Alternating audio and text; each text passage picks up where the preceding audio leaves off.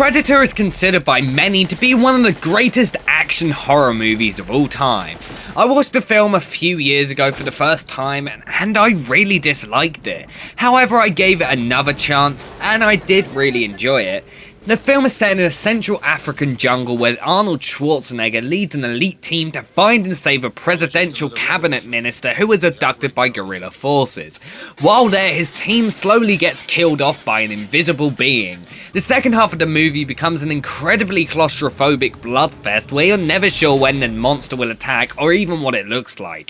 The film is really well paced and never has a dull moment in there at all. The first half of the movie plays out like a cheesy Arnie's 80s action flick. There are tons of hilarious one-liners. This stuff will make you a goddamn sexual tyrannosaurus, just like me.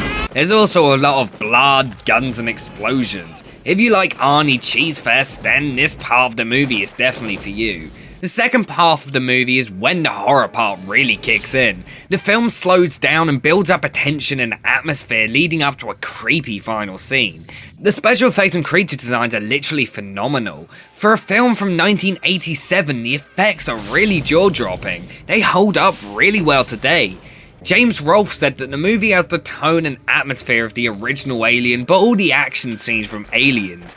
I think he's definitely right. The acting is probably what you'd expect from an 80s movie starring Arnold Schwarzenegger. It's really silly. The film doesn't try to be anything special, it just tries to be a cheesy, fun action film, but with good effects and a good creature.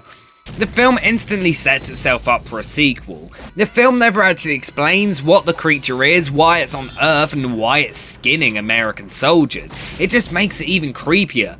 But because of it, this leaves plenty of room for a sequel to come in and explain everything about the creature. The mysteriousness of the creature in the first film is one of the main reasons why it's so scary.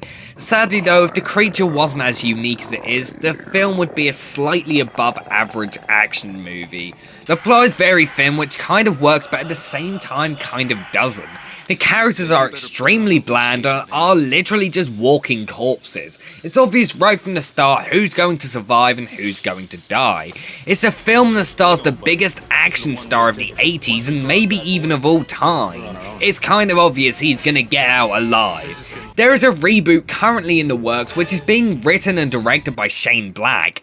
I'm not worried about it at all since Shane Black not only acted in Predator but was also an uncredited writer on the movie too. The best thing a remake/reboot can do is get someone from the original to make it. This way we get someone who understands the source material well and won't fuck it up.